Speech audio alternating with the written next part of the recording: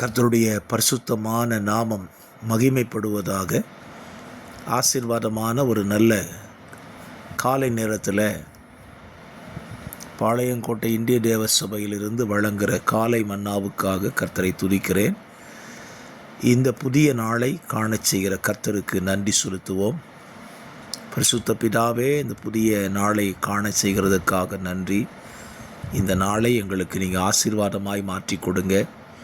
இந்த நாளிலே தங்களுடைய பிறந்த நாளை, திருமண நாளை சந்திக்கிற பிள்ளைகளை மனதார வாழ்த்தி ஆசீர்வதிக்கிறேன். இந்த நாளுக்கு தேவையான எல்லா நன்மைகளையும் நீர் கொடுத்து ஆசீர்வதியும். தியான பகுதியிலேயும் கர்த்தருடைய வார்த்தையை தியானிக்க உதவி செய்யும்.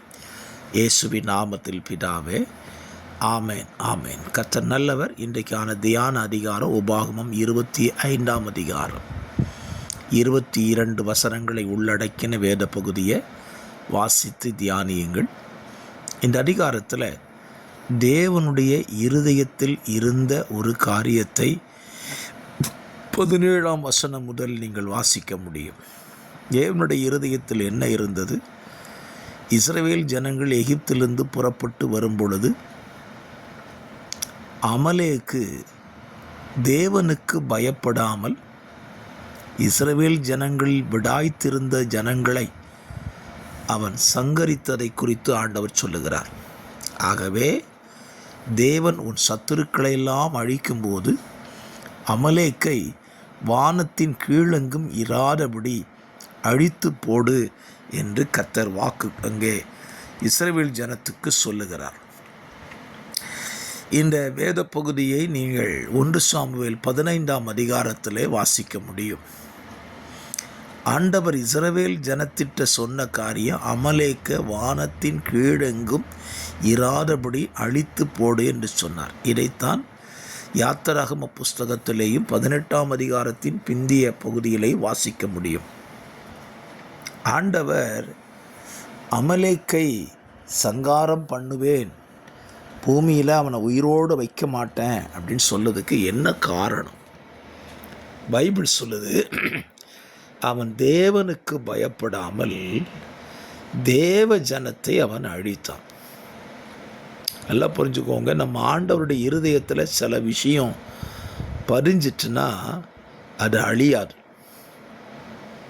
அப்போ ஆண்டவருடைய இருதயத்தில் பதியக்கூடியமான தவறான எந்த காரியத்தை நாம் என்ன செய்யக்கூடாது. அமலேக்கு செஞ்ச 2 காரியம். ஒன்று, அவன் தேவனுக்கு பயப்படலை. 2வது, தேவ ஜனத்தையே அவன் சங்காரம் பண்ணினான். இது அவருடைய ஆழ் மனதில் பதிந்து விட்டது. இன்றைக்கும் பாருங்க, ஆண்டவருடைய மனதில் பதியக்கூடிய அளவுக்கு நீங்கள் தவறாக காரியங்களை செஞ்சீங்கன்னா அது உங்களுக்கும் எனக்கும் பிரச்சனைக்குரியதாய் மாறிவிடும். ஆகவே தேவனுடைய மனதை பாதிக்கக்கூடிய எந்த காரியத்தையும் செய்யாதிருக்கும்படி தீர்மானம் பண்ணுங்கள். தேவனுடைய மனதை பாதித்த பல விஷயங்கள் வேத புத்தகத்தில் இருக்கிறது. ஆகவே அமலேக்கை சங்காரம் பண்ண சொன்னார். சரி, இதை சொன்ன சாமுவேல் சவுல் ராஜா இந்த காரியத்தை செய்தானா அப்படின்னு பார்த்தீங்கன்னா அவன் செய்யலை. அமலேக்க சர்வ சங்காரம் பண்ணாமல் விட்டதுனால தேவனும் அவனை புறந்தள்ளுகிறார். சவுலுடைய மரணத்தை பாருங்க, அது பயங்கரமாக இருக்கும். அமலேக்க சர்வ சங்காரம் பண்ணாமல் விட்டதனுடைய விளைவு சவுலின் மரணம் ஒரு அமலேக்கியனுடைய கையிலே முடிந்து போனது. இதை நீங்கள் 1 சாமுவேல் 31ஆம் அதிகாரத்திலே வாசிக்க முடியும். ஆகவே என்னை கேட்கிற கர்த்தருடைய பிள்ளைகளே, தேவன் இருதயத்தில் இருக்கிறதை உங்களிடத்தில் சொல்லும்போது அதை முழுமையாக நிறைவேற்றுங்கள். அது உங்களுக்கு ஆசீர்வாதமாக இருக்கும். இந்த காலவேளையிலே இந்த வார்த்தையை கேட்பீர்களானால் தேவனுடைய இருதயத்தில் உள்ளதை நிறைவேற்றுவதற்கு முழுமையாய் தீர்மானம் பண்ணுங்கள். கர்த்தர் உங்களை ஆசீர்வதிப்பார். பிதாவே, இந்த வார்த்தையின்படி இந்த நாளிலே எங்கள் வாழ்க்கையை நடப்பிக்க கர்த்தர் கிருபை பாராட்டும். இயேசுவின் நாமத்தில் ஜெபிக்கிறோம் நல்ல பிதாவே. ஆமென் ஆமென்.